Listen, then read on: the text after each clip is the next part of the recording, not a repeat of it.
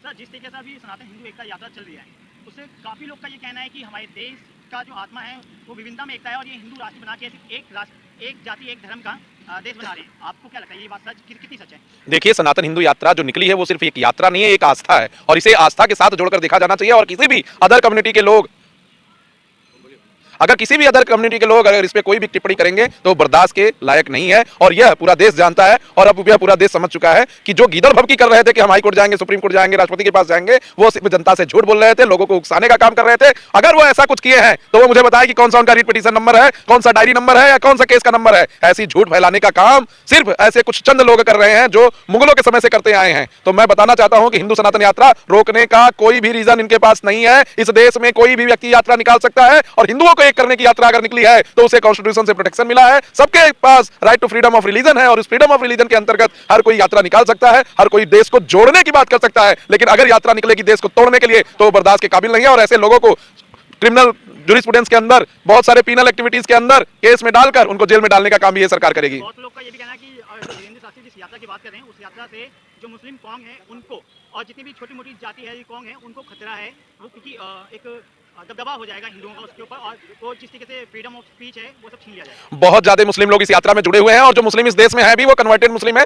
तलवार के दल पर उनको बदल दिया गया है धर्म में, मुस्लिम धर्म में। वो मुस्लिम है ही नहीं। इस देश में जितने भी मुस्लिम है 10-20% ही मुस्लिम है, बाकी लोग हिंदू ही हैं जो कन्वर्टेड है। आगे चलकर आप देखिएगा जैसे हर देश में पारसी भी आते हैं और सिख भी आते हैं, बाकी सब अलग नहीं, सिख लोग तो पूरा इसमें समर्थन कर रहे हैं, सब लोग समर्थन कर रहे हैं, सब समर्थन कर रहे हैं। मुस्लिम लोग भी बहुत जाके समर्थन कर रहे हैं। कई लोग तो इसी यात्रा में अपने धर्म को कन्वर्ट करा लिए। लेकिन मैं आपके चैनल पे बताना चाहता हूं, अपना नाम उजागर नहीं करना चाहते, जिसका रीजन है वो चाहते हैं कि ऐसा ना हो कि हमारे खिलाफ फतवा जारी हो जाए, ऐसा ना हो कि हमारे घर की बहन बेटियों के साथ गलत व्यवहार किया जाए। तो कहीं ना कहीं ऐसा बिल्कुल नहीं है कि इस यात्रा से किसी का फ्रीडम ऑफ स्पीच छीन लिया जाएगा। फ्रीडम ऑफ स्पीच छीनने के लिए, रिस्ट्रिक्शन लगाने के लिए ऑनरेबल सुप्रीम कोर्ट बैठी है। अगर कोई फ्रीडम ऑफ स्पीच से हटकर हेट स्पीच देता है जो कि आर्टिकल 19 सब क्लॉज 2 में प्रोहिबिटेड है, तब उसके खिलाफ कार्रवाई होगी। और ऑनरेबल सुप्रीम कोर्ट ने ना सिर्फ एक बार, हजारों बार ये किया है। Shreya Singhal versus union of India में देख लीजिए, उसमें ऑनरेबल सुप्रीम कोर्ट ने कहा था कि अगर देश की अखंडता और स्थिरता के साथ कोई खिलवाड़ होगा तो उसके लिए उस व्यक्ति को लायबल किया जाएगा। अभी इंडिया गॉट लेटेंट के शो के जो चालक थे समय रैना, उन्होंने एक टिप्पणी की थी freedom of speech and expression के तहत भारत में उपस्थित माता पिता के लिए जो बोला था, उसके बाद भी ऑनरेबल सुप्रीम कोर्ट ने बुलाकर ऐसी फटकार लगाई थी कि आज तक उनका कहीं कोई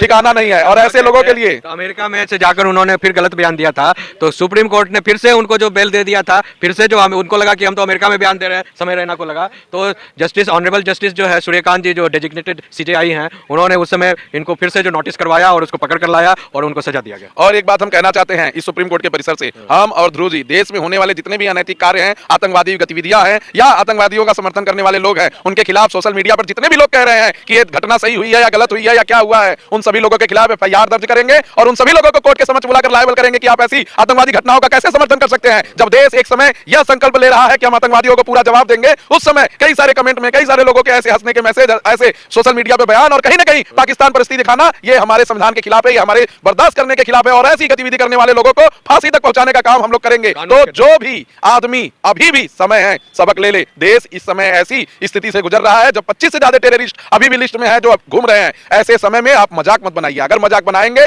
तो आपको कानून के अंतर्गत लाके न्यायालय के समक्ष प्रस्तुत कराया जाएगा और माननीय न्यायालय अब शांत नहीं रहने वाली है। अब माननीय न्यायालय को समझ में आ चुका है कि ऐसे लोगों के साथ क्या व्यवहार करना है और माननीय न्यायालय उन्हें फांसी तक पहुंचाने में कहीं भी पीछे नहीं हटेगी। अब ऐसे आतंकवादियों के लिए मानवतावादी लोग सामने बिल्कुल नहीं आने चाहिए। और जो अगर कहा कि इसमें ह्यूमन राइट्स इन्वॉल्व है, इसमें कॉन्स्टिट्यूशनल राइट इन्वॉल्व है, फंडामेंटल राइट इन्वॉल्व है आतंकवादियों के लिए, उसको भी विरोध का सामना करना पड़ेगा। इस सुप्रीम कोर्ट के परिसर से कह रहे हैं। तो ऐसे लोग बिल्कुल सामने ना आए, क्योंकि जो अपने परिवार का सदस्य खोया है उससे जाकर पूछिए, और नहीं समझ में आ रहा है तो अपने बेटे को खो के देखिए, तब समझ में आएगा। और इसमें मरने वाले सिर्फ हिंदू नहीं है, मुसलमान भी हैं, वो लोग भी अपने परिवार को खोए हैं। तो सारे मुस्लिम भाई इस पूरे संकल्प में साथ रहें और इनके जनाजे में कहीं साथ जाना नहीं चाहिए कोई। अगर कोई गया या इनका कोई समर्थन किया तो उसके खिलाफ हम लोग सुप्रीम कोर्ट में केस फाइल। ब्लास्ट की अभी बात की तो एक सवाल ये भी बनता है कि ये फरीदाबाद से यूपी की तरफ जाता, तो क्या ये जो सनातन एकता यात्रा चल रही है, ये क्या उस पे भी खतरा हो सकता है क्या? नहीं नहीं, ये इनका देखिए, ये लोग छोटे मोटे काम के लिए नहीं आगे बढ़ते हैं। इनका हमेशा दिमाग में रहता है कि कुछ ऐसा करना है जिससे पूरा हिंदुस्तान हिल जाए, दहल जाए। कुछ ऐसा करना है जिसमें पूरे हिंदुस्तान की अखंडता, संप्रभुता और शांति पर असर पड़े। कुछ ऐसा करना है जिसके होने के बाद इस पूरे देश में हिंदू मुस्लिम दंगा उभर जाए। तो ऐसा करने के लिए ये लोग साजिश रच रहे थे। अभी एनआईए की रिपोर्ट आनी है और रिपोर्ट में यह साफ हो जाएगा कि इनका प्रोग्राम बड़ा था। आप यह समझिए कि 3000 किलो आईईडी एक जगह पकड़ा गया, 300 किलो का ब्लास्ट हुआ और 300 किलो एक जगह, यानी 3600 किलो आईईडी बरामद हुई है। अगर ये 3600 किलो 36 जगह 100 किलो लगा दिए जाते तो कितना खतरनाक होता। इस बात को सबको समझना चाहिए। और ये ऐसे व्हाइट कॉलर टेररिस्टों को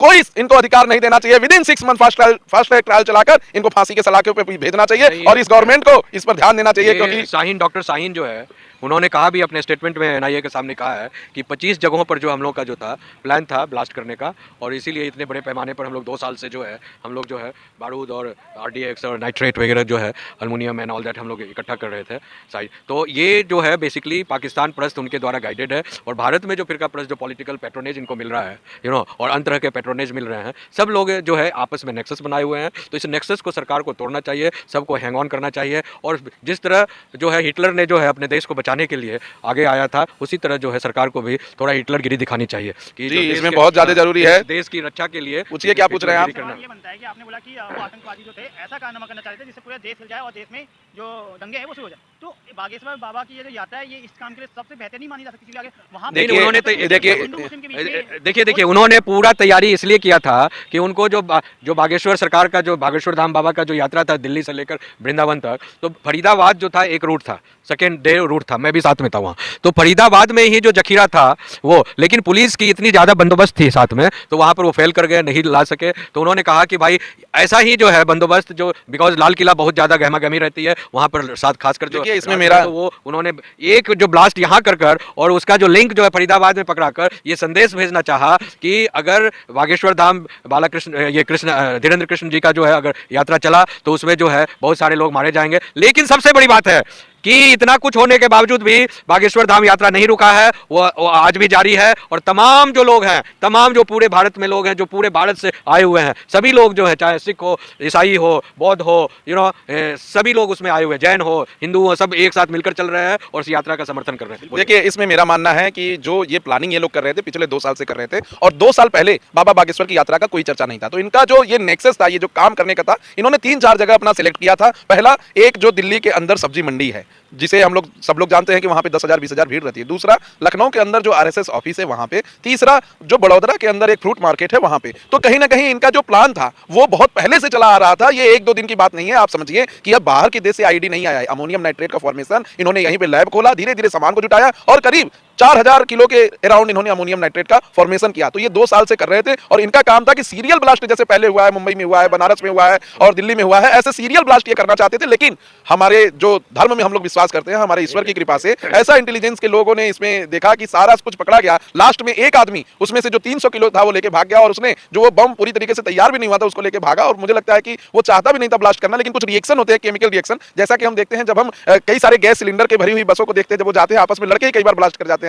तो ऐसा ही कुछ हुआ होगा, क्योंकि वो नहीं चाहता था कि उस समय उस जगह पे उतने भारी मात्रा में जो आईईडी है उसको ब्लास्ट किया जाए, क्योंकि उसमें पार्टिकल्स भी नहीं थे और उसमें ऐसी कोई भी चीज नहीं थी लोहे की जिससे कि लोगों को बहुत ज्यादा आहत करे। इसीलिए हम लोग ज्यादा क्षतिग्रस्त नहीं हुए। हालांकि जिनके साथ क्षतिग्रस्त हुई है वो तो जिनका परिवार का एक जना भी खोया है तो बहुत बड़ी लॉस है उसके लिए, लेकिन फिर भी ये जो मात्रा थी उस हिसाब से हम लोग थोड़ा सा बच गए हैं। लेकिन यह देखने वाली बात है कि एक पढ़ा लिखा समुदाय जो इस देश में आर्टिकल 14 जिसमें इक्वलिटी की बात की जाती है, आर्टिकल 15 जिसमें नौकरी की बात की जाती है और आर्टिकल 16 जिसमें यह कहा जाता है कि आप सब जगह समान रूप से ट्रीट किए जाएंगे, सारे फायदे लेकर। उसके बाद आता है आर्टिकल 25 से आर्टिकल 30 तक जो कि देता है फ्रीडम ऑफ रिलीजन। और इन सब चीजों को लेने के बाद वो इस देश में पढ़ता है, पढ़ने के बाद आगे बढ़ता है, आगे बढ़ने के बाद doctor, engineer, collector, IAS, IPS बनता है और उसके बाद बनने के बाद इसी देश के साथ गद्दारी करता है। और ऐसे गद्दारों की वजह से आज पूरा मुस्लिम कौम बदनाम है, पूरे मुस्लिम बदनाम है। और आज समाज में यह समय आ गया है कि किसी भी मुस्लिम के साथ कोई दोस्ती नहीं रखना चाहता, किसी भी मुस्लिम के साथ कोई उठना बैठना नहीं चाहता, किसी भी मुस्लिम के साथ कोई संबंध नहीं बनाना चाहता। और इन लोगों की ऐसी एक्टिविटी की वजह से पूरा देश खतरे में है और अशांति का माहौल है। ये सब खत्म होना चाहिए। आप अगर इस देश के संसाधन को यूज कर रहे हैं, ट्रेड को यूज कर रहे हैं, बिजनेस को यूज कर रहे हैं, घर गाड़ी को यूज कर रहे हैं, यहाँ के लोगों को यूज कर रहे हैं, तो थोड़ी सी तो अपने अंदर ईमान रखिए। जिस कुरान को आप पढ़ते हैं उस कुरान में ईमान भी सिखाया जाता है। थोड़ा सा ईमान इस देश के प्रति रखिए और इस देश को आगे बढ़ने में काम करिए, न कि इस देश को पीछे खींचने में काम करिए। मैं यहाँ पर एक वाक्य कोट करना चाहता हूँ। जनरल बिपिन रावत ने कहा था कि इंडिया 2.5 तरीके से लड़ रहा है, एक चाइना से, एक पाकिस्तान से और आधा इस देश के अंदर ऐसे आतंकवादियों से। तो कहीं ना कहीं उनकी कही हुई बात यहाँ पे सत्य हो रही है और ऐसे लोगों को कहीं कुछ नहीं करना चाहिए, कोई ट्रायल नहीं, कोई कुछ नहीं। ट्रायल ऐसे लोगों के साथ होता है जिन्होंने गलती से कोई काम कर दिया। ऐसे लोगों को सीधे 72 हुर्रों के पास पहुंचा देना चाहिए और अगर वो भी नहीं हो पा रहा है तो सरिया कानून जो ये लोग फॉलो करते हैं उसी के तहत इनको कहीं चौराहे पे बांध देना चाहिए और उन परिवारों को जिन्होंने अपने परिवार के सदस्यों को खोया है उनके हाथों में पत्थर देना चाहिए और पत्थर से मारते मारते इनकी जान ले लेनी चाहिए। ऐसे लोग ऐसे ही सही होंगे। देखिए, और एक जो सबसे महत्वपूर्ण बात बोलने जा रहा हूँ कि अभी तक जो है ये जैसा इन्होंने बताया कि पढ़े लिखे, तो पढ़े लिखे में जो सर्वोत्तम जो सबसे बड़े बड़े पोस्ट पर, जैसे अभी आपको हामिद अंसारी जी थे, उपराष्ट्रपति बने देश के, हाँ, और जब वो हामिद, ये इंटेलिजेंस रिपोर्ट आया हुआ है, छपा हुआ मैं बात बोल रहा हूँ। तो जब वो उनको उपराष्ट्रपति बनाया गया तो उन्होंने क्या किया कि भारत में के जितने भी रॉ एजेंट्स थे जो मिडिल ईस्ट और अन्य जगहों पर जो पोस्टेड थे उन्होंने जो है पीएमओ से, बिकॉज गुजराल उस समय पीएम थे, उनसे और अन्य जगह से निकाल कर उनके एड्रेस को जो है बता दिया गया और उस देश के जो है इंटेलिजेंस जो है वहाँ जाकर जो है सारे हमारे रॉ के एजेंट को गोली मार दी। तो ये और जब आप ये देखिए, जब होम मिनिस्टर बने मुफ्ती मोहम्मद तो उन्होंने क्या किया, होम मिनिस्टर बनने के बाद अपने बेटी का किडनैपिंग के बहाने जो है उन्होंने क्या किया कि बहुत सारे आतंकवादियों को रिलीज करवा दिया। उसके बाद दूसरे एक और जो है कश्मीर के ही जो है एक सेंटर में मिनिस्टर थे, उन्होंने भी खुद को किडनैपिंग करवा कर या कोई रिलेटिव को किडनैपिंग कराकर वो भी जो है 10-20 आतंकवादी को रिलीज करा दिए। तो इनको कहीं भी किसी भी, एक तो था अफजल गुरु था, वो पड़ गया तो उसने जो क्या किया, अफजल गुरु ने पूरा पार्लियामेंट में ही बम पड़वा दिया, समझे ना, बम अटैक करा दिया। तो इनको केवल मदरस, ये लोग दिमाग के जाहिल लोग हैं और ये लोग पूरे भारत को तहस नहस इनके दिमाग में आज भी घुसा हुआ है कि हमारे पूर्वजों ने जो इस्लामिक मुगलों ने 800 साल राज किया तो हम भी राज करेंगे। तो इसीलिए उसी दिमाग से ये गवर्न है। इनको ये समझ में नहीं आ रहा है कि तुम्हारे पूर्वज वो विदेश से, तुर्क से या मुगल से आए हुए नहीं है, तुम यहीं के हो, कन्वर्टेड हो, यहीं हिंदू सनातनी पैदाइशी हो। हाँ, उन्हीं के तुम्हारे भी पूर्वज जो बाप दादे जो हिंदू सनातनी थे। लेकिन एक मानसिक बीमारी है इस्लाम की तरह, वो इस्लामिक मानसिक बीमारी, जैसे चाइना के प्रेसिडेंट भी बोलते हैं, this is nothing but this is psychological illness, this kind of thinking. तो ये उससे गवर्न है और इसके कारण जो है जब तक इस तरह के जो है ये दिमाग में ये इस तरह के बीमारी इनकी रहेगी, पूरे हिंदुस्तान को खात्मा करते रहेंगे। और पूरी, अभी केवल हिंदुस्तान ही नहीं, पूरी दुनिया पीड़ित है। चाइना छोड़कर जो बाकी जितने भी कंट्री हैं, आपको यूरोपियन कंट्री जो है, अमेरिकन कंट्री जो है, आपको रूस से लेकर आपको जो है आपको ऑस्ट्रिया है, ऑस्ट्रेलिया है, जर्मनी है, फ्रांस है, आपको इटली है, अमेरिका है, कनाडा है, सारे के सारे लोग जो है, इंग्लैंड है, सब कहते हैं कि भैया ये मुसलमानों को, ये जो रिपिशियों के इस्लामिक लोगों को हम लोगों ने शरण दिया और हम ही जो भगाने के चक्कर में हमारी भाषा को, हमारी बहन बेटियों को लूट रहे हैं, रेप कर रहे हैं, हमारी स्वतंत्रता को ख़त्म कर रहे हैं। तो ये बेसिकली पूरी दुनिया में जहालत फैला रहे हैं। इनको एक अलग कॉलोनी बसाकर जो है पूरी दुनिया से अलग करना चाहिए और जो शांति प्रिय पूरी दुनिया में लोग हैं उनको एक अलग सेगमेंट में रहना चाहिए। इनका यही इलाज है।